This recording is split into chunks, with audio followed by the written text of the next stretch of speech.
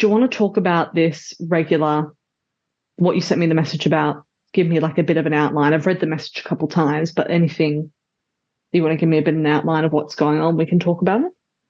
Yeah, I guess, oh, he's a great client, fuck. But yeah, I think he was hinting, oh, you still haven't sent me your, and I'm like, oh, I really actually don't feel comfortable sharing that with you. And I'm annoyed because that was my idea. It was my idea. It's not like he's just pressured me into, um, knowing my personal life stuff.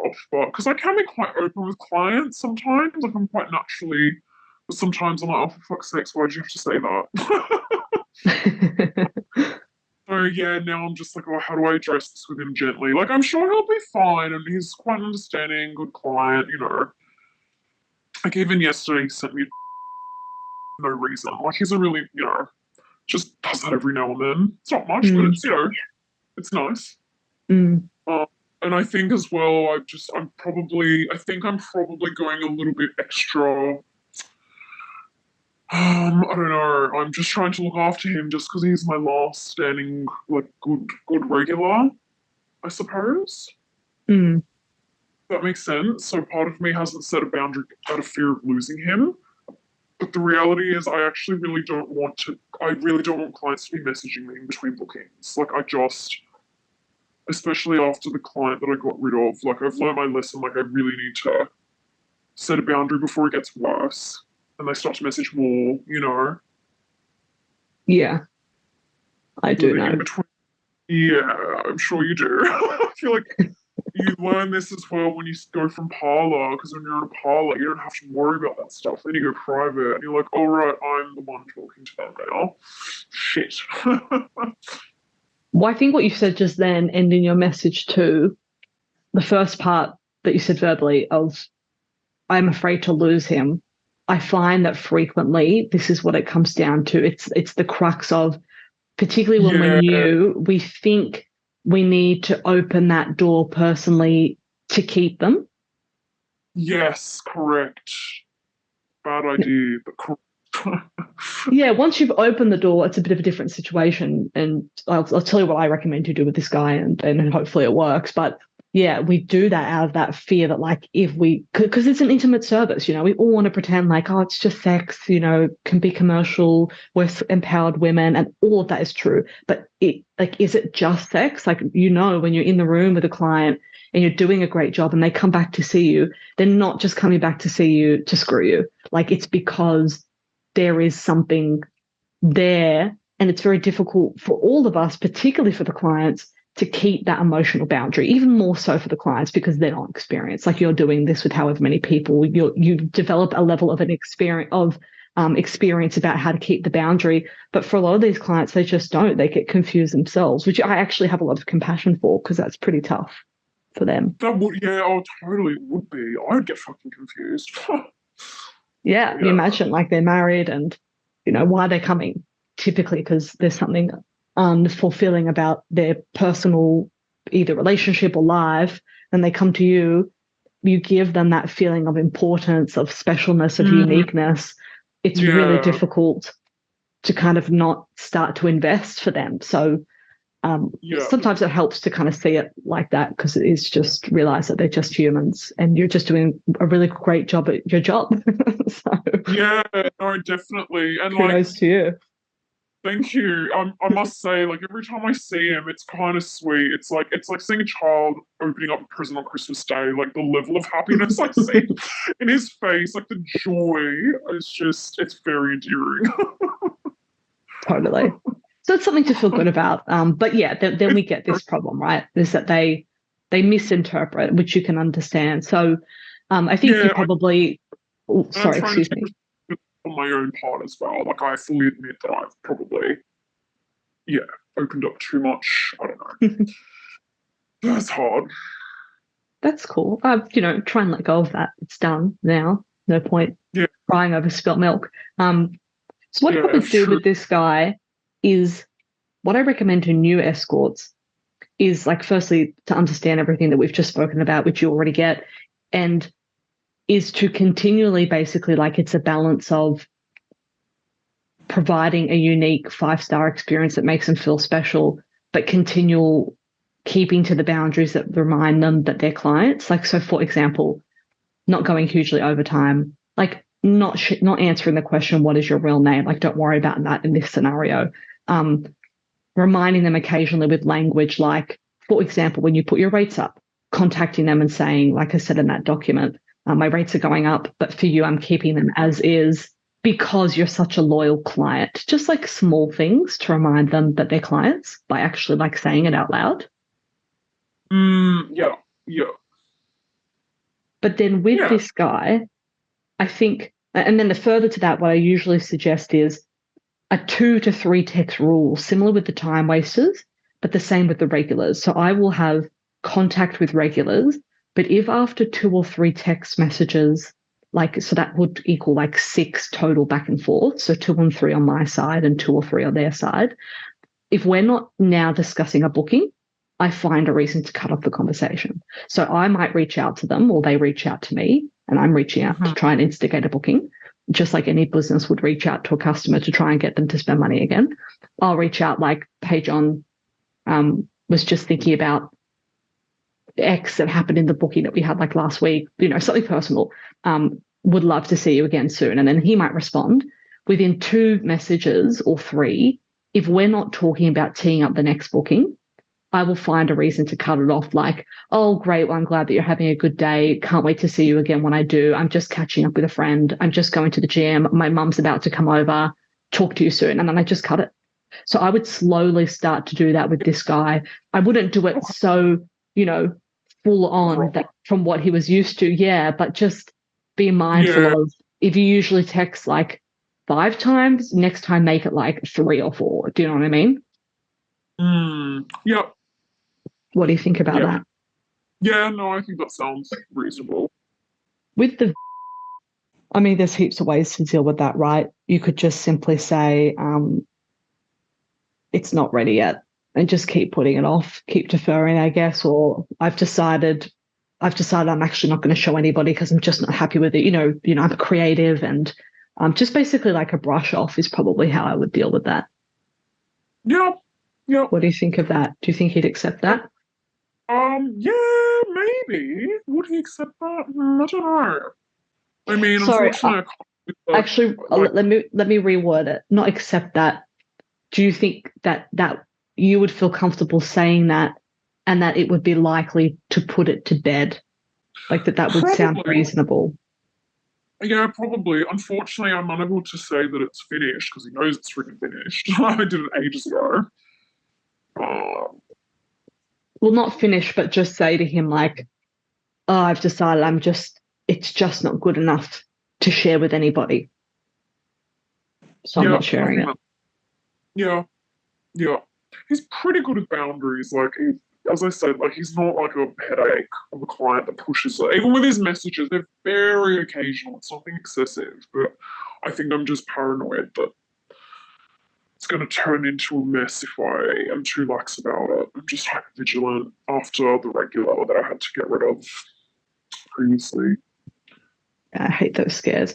Do you also think that it's also the fact that you mentioned that, and this, I've had this happen to me as well, you keep these guys on these old rates because you don't want to lose them, but then you do eventually get resentful because you just feel like they're paying so much less than everybody else? Yeah, I definitely am feeling that, absolutely. I'm really struggling with that because everyone, a lot of girls I've spoken to would be like, no, raise them, like, you'll just feel resentment. And I agree, but I'm also like, yeah, but also shit is quiet, so I'm sort of freaking a little bit, and it would not be ideal to lose him right now, but yeah, I don't know. I very much plan to increase them for him, absolutely, because I know it's not good for me as well in the long term. Yeah. I remember the last time I increased my rates, this was like before I increased them to what they are now. I went from 600 to 700, and I honoured the old rates for him. For now, I very much did what you suggested, and then eventually I increased them for him as well. And how did he handle it when you did increase it? He was fine. He paid the new rate. Like, it was no issues. Okay, cool. I wasn't as stressed, and yeah, I was in a different place, I guess. Don't know. It's all well and good for other people to tell us, oh, just raise them. But like if you are in a situation where it's like, well, if I lost that client, how would I feel? So this is how I approach raising rates is I don't raise them for people until I know that if I lost them, I wouldn't mind financially.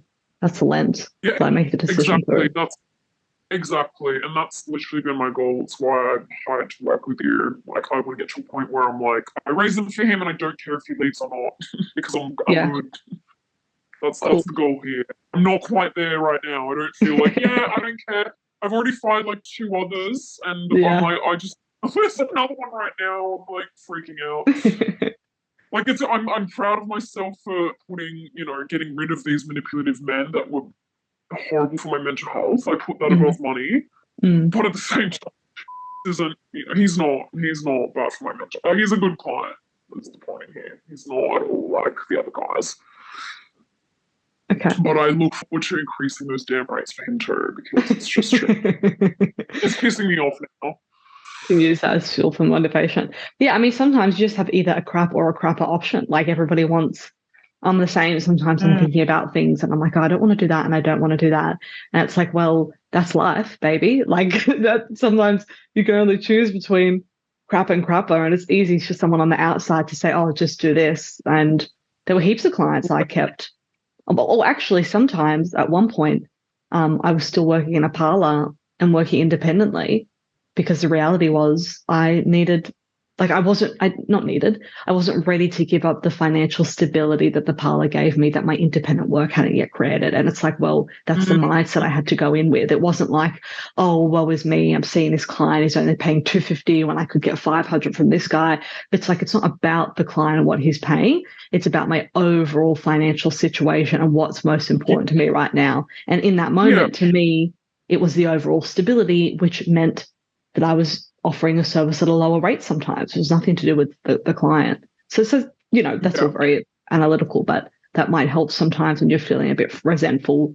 It's really not about him. It's about like what's best for you at the moment. mm, Sometimes you have a crap and a crapper option. You either, try to put the rate up with him and you risk losing him, and then you've got the stress of that situation, or you just continue to see him as is and you deal with a bit of resentment and frustration when you're with him about the rate. But the upside is that you get the $2,000, which you may otherwise not have had.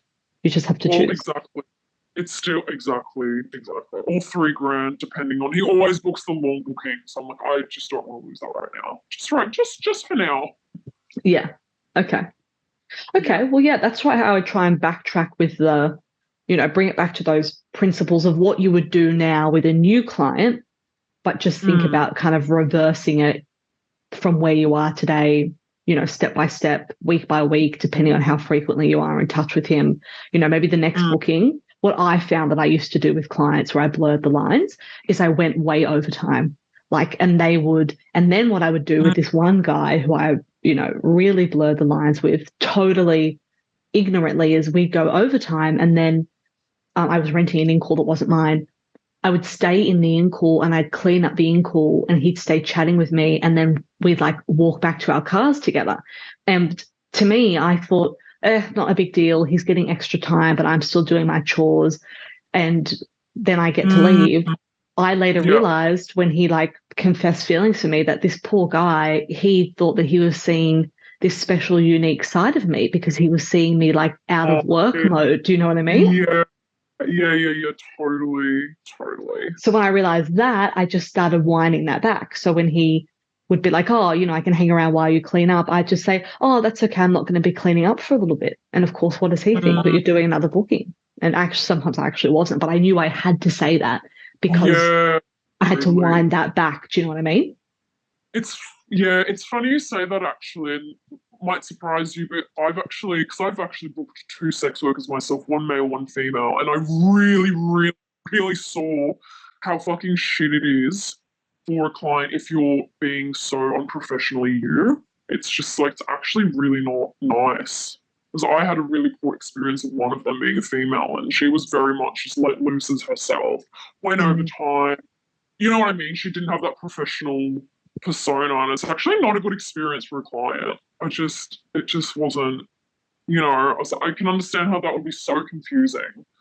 And it's like her attempt was to make me feel special, but it's just not, I don't know if I'm articulating that properly, but it's, versus the male escort who was professional, and even though he knew I was a sex worker too, was so professional, so like, didn't go over time, and it's just a much better experience. But I learned a lot from So meeting the client. fascinating. I was like, wow, this is actually, it's so important for us to really maintain that professionalism because it just gets messy so quickly. Not in the sense that I fell in love with her or anything. It was just a one-off booking, but it just, I don't know. It just feels off for clients if you're that. I don't know. This wasn't good. It just wasn't good. Do you know what it is? I think it's because like we obviously want to provide a genuine experience, but like let's focus on the word experience. It's like if you go to a spa, you don't want the person who's massaging you to feel like a mechanical robot, but you also don't fucking want them to be your best friend and talk to you Yeah, about exactly. their lives. Like, and it's because you're there for you. It's why I always found work, I had boyfriends who understandably would, not understand the job and feel threatened by the sex. And I try to explain to them who I am as work sex and personal sex is so radically different. And I had a client once who went from client to boyfriend, and then he really understood Yeah. that me as like Isabel, when we had sex, was really all about him, which is satisfying if you're coming for an experience and you're paying for it to be all about you. And then when we would have had sex as a relationship, like he realized that, oh, this is completely different and there are pros and cons to it. Like it feels more real and passionate, but also this isn't just about me anymore. There was stuff, it's just a different dynamic. No, 100%. I've explained this to all the guys I've dated. Not that they've ever had an issue with it, actually. I've been very lucky. I don't know what it is, but yeah, it's just not. Yeah, I completely get that. It's not the same. Providing an experience completely. And this person was way too much trying to be my best friend quickly. And I was like, I've just shelled out $2,000. It's a really awful experience. Now she's gonna, yeah, it was just, I don't need you to be my best mate. That's not why I paid for it. That's so fascinating. I've booked escorts, but always as like a threesome experience with partners. And what baffled me was that most of them were like really like poorly organized, didn't show up on time, which really sours the experience actually, because you just arrived. Like one was an out call where she came to us and she was literally just like an hour late, like just kept texting 5 minutes away. But that's such normal behavior. And by the time she got there, she was actually pretty good in the room, but we were just so sour. Yeah, like because we'd been, we were all excited, sitting around, trying to get in the mood, have a couple drinks. By the time she gets there, you're really have to reset yourself. I'm still mind blown when I hear this, and I hear it a lot. I've heard really good clients that I don't see anymore tell me the same stuff, like 2-3 hours late, and then they leave at their finish time. Like that is so gross. Like that blows my mind. It's embarrassing. I'm like, oh my god. Like, I'm beside myself if I'm like 10 minutes late. Yeah, like, I'm really stressed. I'm very punctual. Yeah. I used to be, and then I would overcompensate. Like, obviously, I'd stay the 10 minutes so we had the hour, but then I'd give them bonus time because I was late. Because I thought, well, I've put you out, so now I'm going to do something to like make it up to you. Oh yeah, no, I would do the same, but an hour late, 2 hours late, like that's fucking. And it's the communication on the way, and it's because the escort doesn't want to lose the booking, right? And agencies do this all the time with their girls because they're desperate to keep the job, but obviously they have no control over the girls, right? So the client will book and they'll keep making up excuses. Like I even remember in parlors, they would do the same thing when the rooms were full, right? And the guy was waiting downstairs and they'd keep saying, oh, just another 5, just another 5. And the client would sit there, hopeful and he's horny. And then he gets into the room and terrible. Oh, that's so bad. Yeah, I saw that a lot in brothels, actually. I was actually impressed at how long some men wait. I know. But also, like, they must have told him 5 minutes, 5 minutes. Yeah. And some girls as well, like, they would get ready and they would take forever. And I'm like, isn't your client in the room waiting? Like, he's been there since 40 minutes ago and you're still just, yeah, whatever, having a snack. Like, so I'm like, oh my God. Like, I would just be so anxious. I know, you and me both. But then that second girl that we booked is more, see, the first one was like unprofessional, but then when she was in the room, like she had a good experience. And then the second one, and I find this, I'm trying to think back to when I first started with couples, because I think when a woman is there, you do let down the facade a little bit, and a couple dynamic is different. I remember the second girl that we saw, it was a bit True. more like what you're talking about with your female escort. She was too friendly, and I can understand why. I think they get sometimes they're not sure when to instigate. And so we chatted for a long Yeah. time, like we were all friends hanging out, you know, there was no sexual chemistry or energy. Whereas with the first girl, Yeah. she was Yeah. Brazilian. She was late and all over the Yeah. place, but when she got there, we had fun and it felt sexual. But with the second girl, who I think was just more Australian, she was like on time and professional. But when we got in the room, it just didn't feel hot. You know what I mean? Because she couldn't bring that Yeah. energy to a couple. No, I understand. Yeah. If you want to learn more escorting tips, just click the link below this video.